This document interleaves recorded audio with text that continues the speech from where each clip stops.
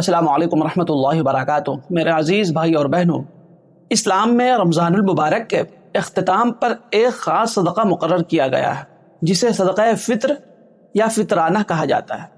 اس کا مقصد یہ ہے کہ روزہ دار کی عبادت میں جو کمی رہ گئی ہو اس کی تلافی ہو جائے اور عید کے دن غریب اور ضرورت مند لوگ بھی خوشی میں شریک ہو سکیں۔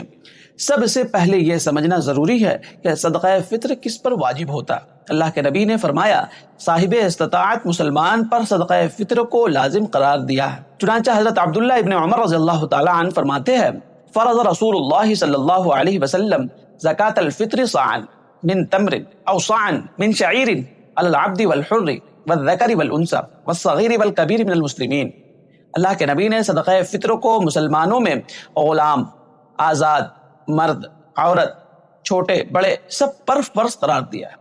فقہاء اکرام نے اس حدیث کی روشنی میں یہ مسئلہ بیان کیا ہے کہ جو مسلمان صاحب نصاب ہو اس پر اپنی طرف سے اور اپنے زیر کفالت نابالغ بچوں کی طرف سے صدقہ فطر ادا کرنا واجب ہے۔ اب یہ بات بھی سمجھ لینی چاہیے کہ صدقہ فطر کے مستحق کون لوگ ہیں۔ شریعت کی رہنمائی کے مطابق صدقہ فطر انہی لوگوں کو دیا جاتا ہے جنہیں زکوٰۃ دی جا سکتی ہے، یعنی ایسے غریب اور ضرورت مند مسلمان جو نصاب کے مالک نہ ہوں۔ اس سلسلے میں حضرت عبداللہ ابن عباس رضی اللہ تعالیٰ عنہ فرماتے ہیں، فرض رسول اللہ صلی اللہ علیہ وسلم زکاة الفطر طہرا للصائم من اللغو والرفث وطعمة للمساکین۔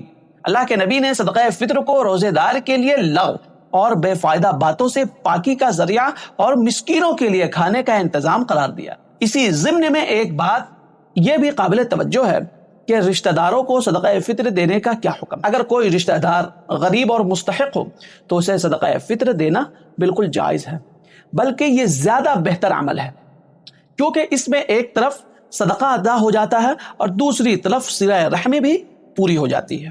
البتہ چند رشتہ دار ایسے ہیں جن کو صدقہ فطر دینا درست نہیں ہے، جیسے والدین، دادا دادی، نانا نانی، اپنی اولاد اور پوتے پوتیاں، کیونکہ ان کا خرچ ویسے ہی انسان کا ذمہ ہوتا ہے۔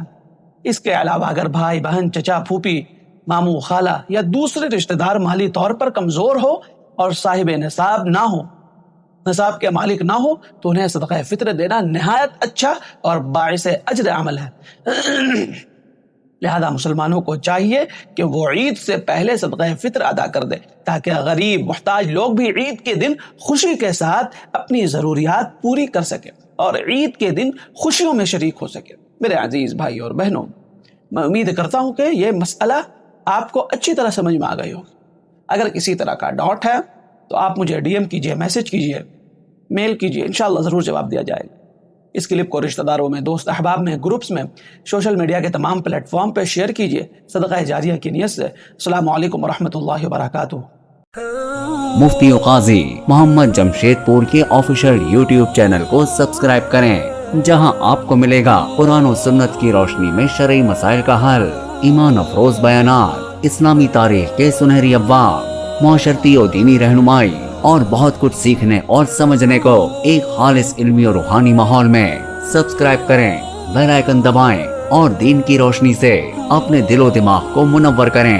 جزاکم اللہ خیرا و کثیرا۔